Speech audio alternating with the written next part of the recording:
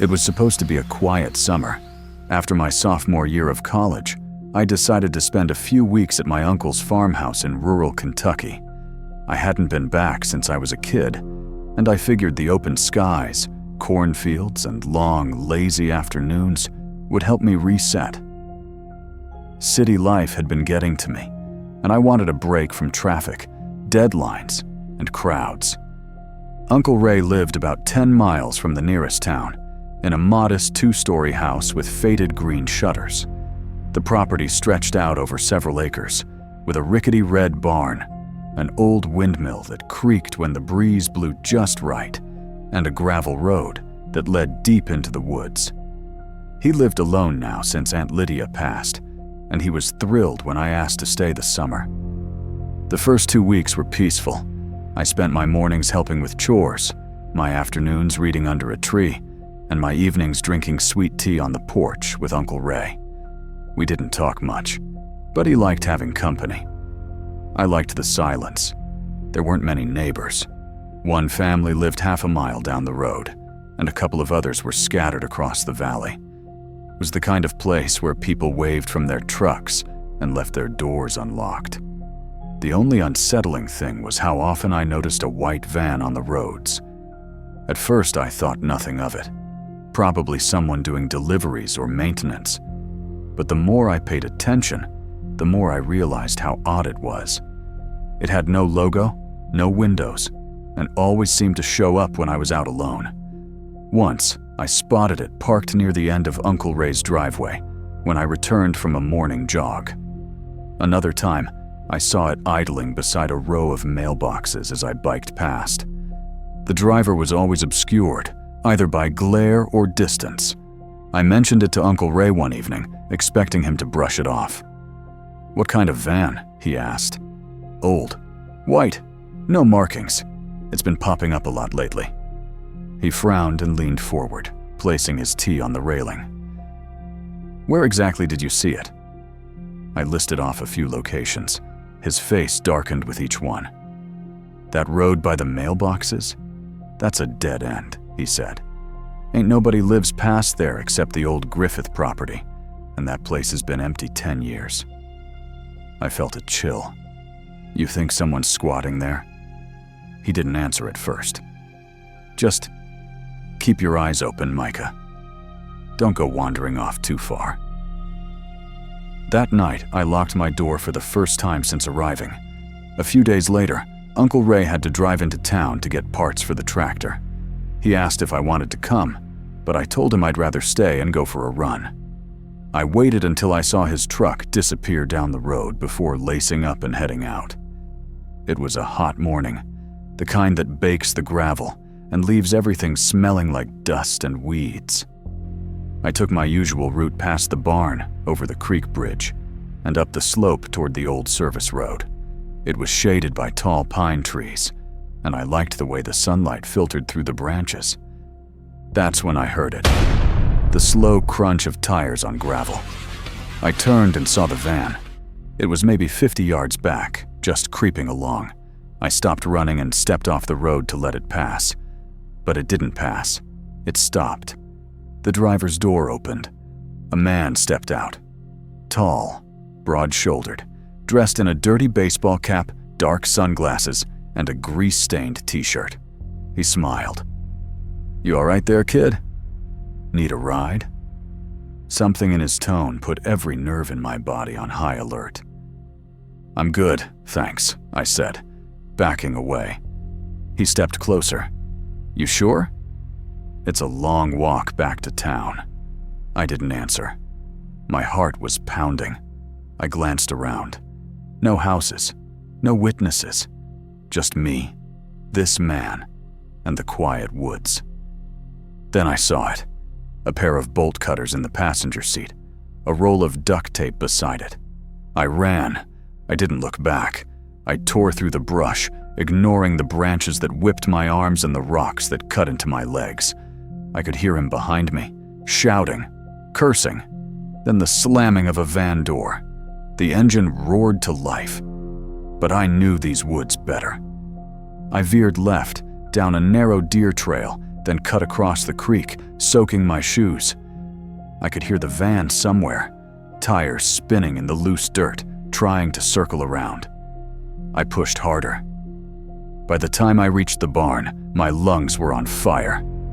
I ducked inside and crawled up the old hayloft, burying myself in straw. Minutes passed. Then I heard the van again, pulling into the gravel lot out front. A door opened. Footsteps. He was walking around the barn, checking the doors. I held my breath. The footsteps stopped below the loft. Then silence. I waited. 5 minutes. 10. Nothing. Eventually, I heard the van drive off.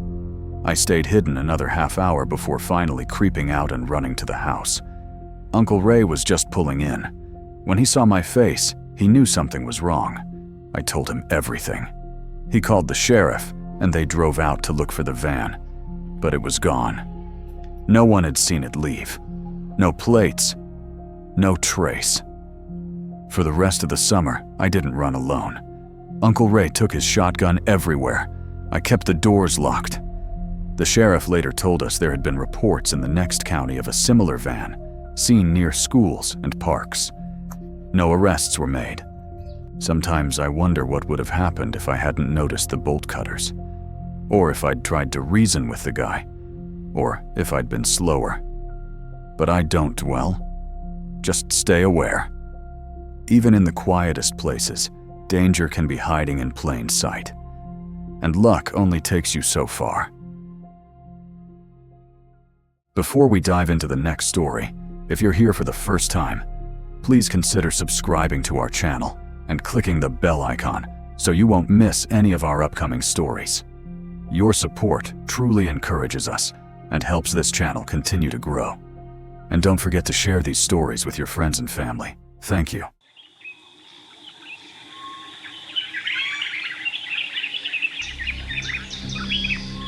After my uncle passed away in early 2022, he left behind a modest, one-story house nestled deep in the wooded outskirts of Mason County, West Virginia. The house sat on 12 acres of land, most of it densely forested. Since I was in between jobs and freshly single, my aunt offered me the place rent-free, just until I figured things out. It sounded like a perfect reset. Quiet, remote, peaceful. Just me, the trees, and time to clear my head. The first few weeks were uneventful. I spent my days chopping firewood, making minor repairs to the house, and hiking the narrow deer trails that threaded the forest. The silence was addictive. No traffic, no neighbors, no reminders of the life I had temporarily walked away from. The house itself was older than I expected, built sometime in the 50s, according to the records. Hardwood floors that moaned with every step, rust-streaked pipes, and windows that fogged from the inside no matter how much I cleaned them. But I didn't mind. I slept with the windows cracked, listening to the wind whisper through the pines at night. It felt safe. That changed on a Thursday night, 3 weeks in. I was just dozing off around 1 a.m. when I heard whistling. It came from somewhere out in the woods. Faint, eerie, like someone slowly exhaling a broken tune. The sound floated in through the open window above my bed. I sat up, heart drumming a little harder than I'd like to admit. At first, I thought maybe it was an animal, some kind of bird. But the pattern didn't match anything I recognized. Just 3 long notes, then silence, then 3 again. I got up, walked to the front door, and stepped onto the porch. The air was crisp, the sky is clear. Nothing but a sea of black trees swaying in the moonlight. I told myself it had to be the wind. The next night, I heard it again. Same time. Same melody. Only this time, it was closer, like it had moved in 50 yards overnight. I didn't sleep much. On the 3rd night, the whistling came from the tree line just past the shed. I locked the doors, closed the windows, and sat in the living room with a flashlight, and the rifle my uncle had kept under the couch. I didn't see anything. The whistling stopped just before 2 a.m., like someone keeping a schedule. The next morning, I walked the edge of the yard. I didn't expect to find anything, but I did. Deep in the mud near the side of the house were footprints, bare feet, large, human. I followed them for maybe 20 feet before they disappeared into the underbrush. I didn't go any further. I called the county sheriff's office later that day. The deputy they sent was young, probably my age. He glanced at the prints and shrugged. "You sure they're not yours?" I wasn't even going to dignify that with an answer. "Well," he said, "I wouldn't worry too much. Probably some local fool trying to mess with you. Just keep the doors locked." That was it. No patrols, no report. Just a half-hearted warning and a nod. That night, I didn't open a single window. At 1:17 a.m., I heard the whistling again, this time from right outside the back door. 3 notes, then silence. Then, tapping. Slow, deliberate taps on the glass of the kitchen window. I grabbed the rifle, crouched behind the couch, and pointed it at the hallway. I stayed like that until dawn. The taps stopped after 10 minutes, but I didn't move. When the sun finally rose, I went outside. No prints this time, no signs of forced entry. Just an empty yard and the weight of exhaustion pressing down on me. I didn't tell anyone.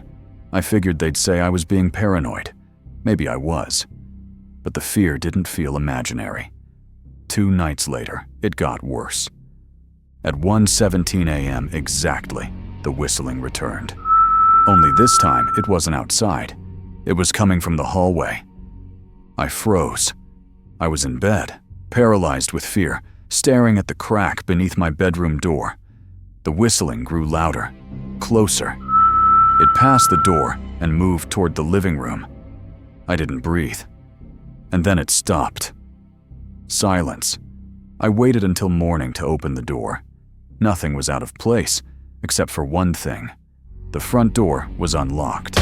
I knew I had locked it. I didn't sleep that night, or the one after. Instead, I started reading through the journals my uncle kept in the attic. Most of it was mundane. Weather notes, deer sightings, grocery lists. But one entry from 2018 caught my eye. April 3rd. Heard the song again. 3 notes, like always. That makes the 4th spring in a row. This time, it came all the way to the porch. I think it knows I'm alone now. Another from 2020 read, "If I ever go missing, it wasn't an accident. Don't open the door after 1 a.m., no matter what you hear." I wanted to run, pack a bag, drive back to Birmingham, forget this place ever existed. But I didn't.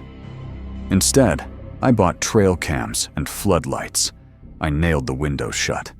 I started sleeping in the day and staying up through the night with a loaded rifle at my side. I even left a note on the door. No trespassing. Armed homeowner. It didn't help.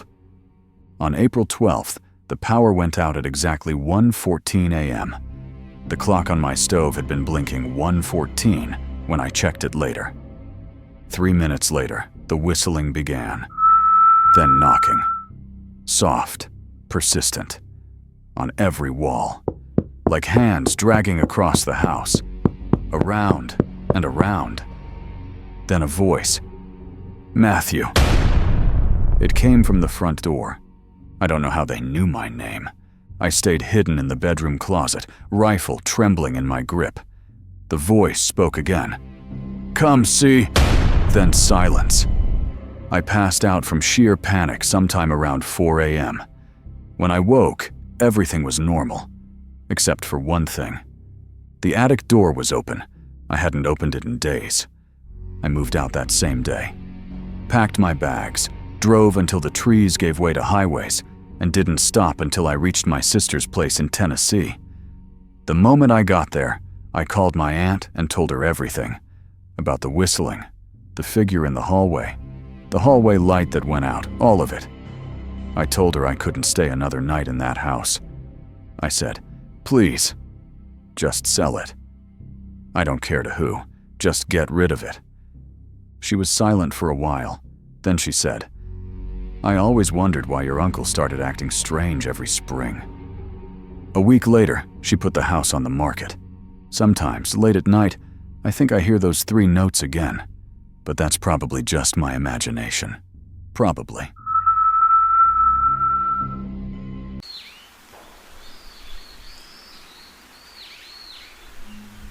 I grew up in a small, rural town in northern Arkansas, a place so small that even GPS would glitch out a few miles from the main street. Everyone knew everyone, and crime was practically unheard of.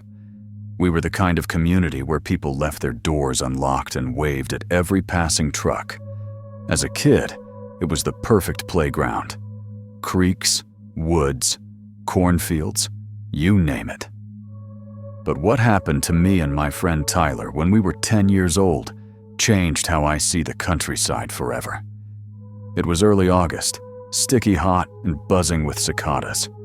Tyler and I had been playing all morning near the edge of his family's soybean farm. Our plan for the afternoon was to catch crawfish at the creek about a mile from his house. The creek ran along an old cow pasture, then curved into a wooded ravine. It was shaded, cool, and full of muddy little critters, just waiting for 2 dumb kids with jars and sticks. Tyler's mom let us go without hesitation. Like I said, safe town. The worst thing we worried about was snakes or poison ivy.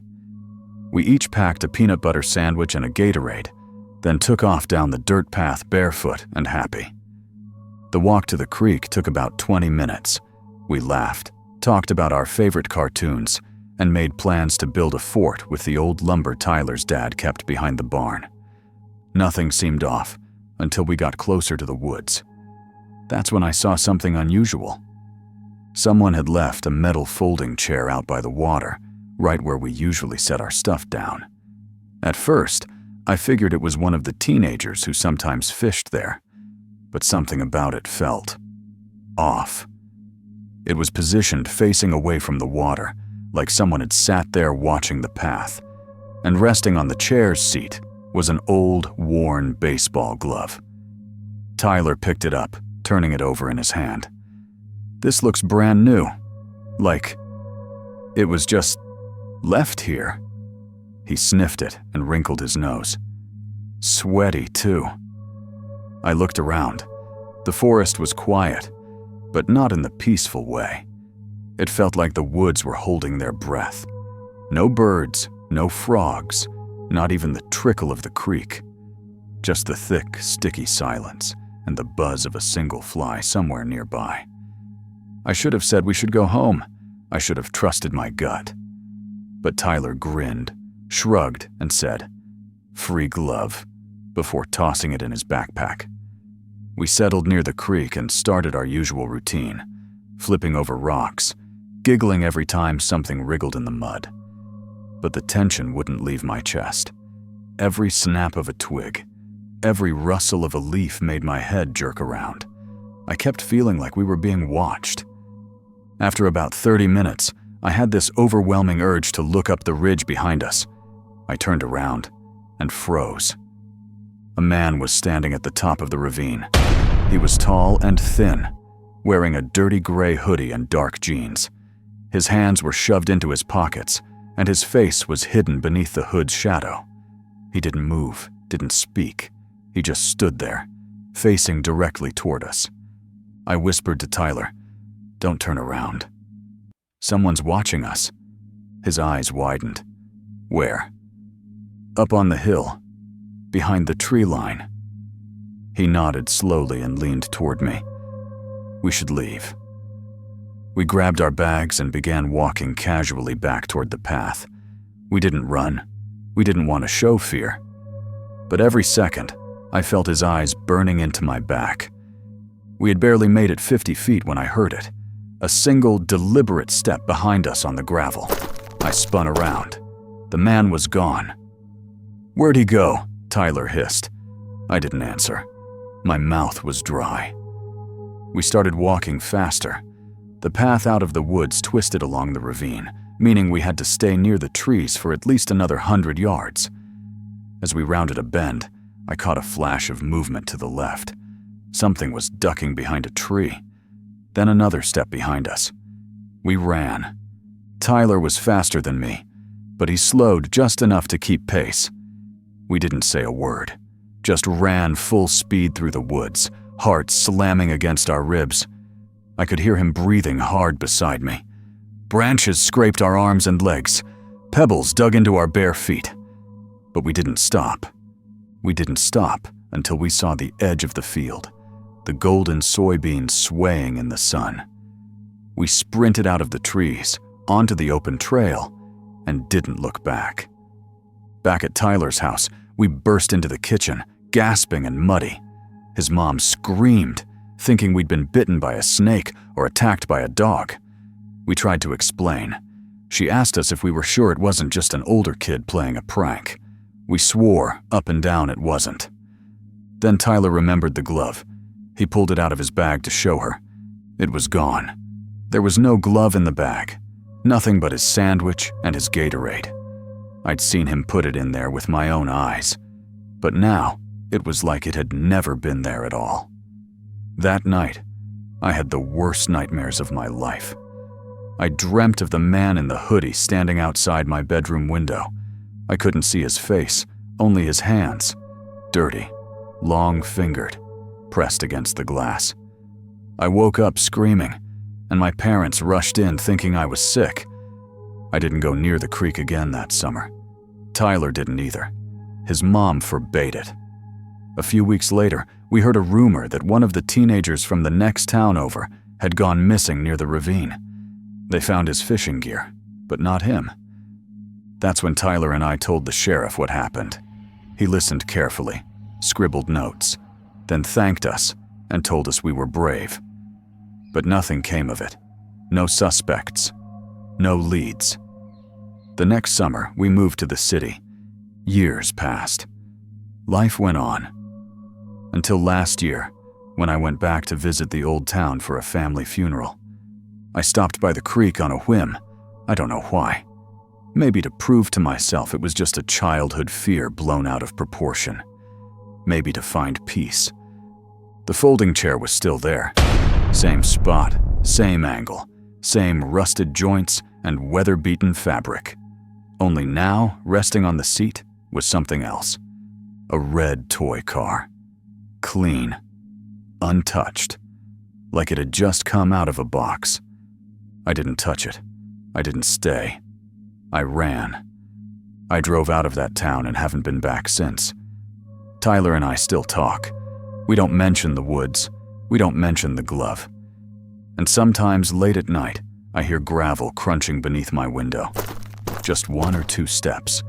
Not enough to wake anyone else. But I know what I hear. And I know who it is.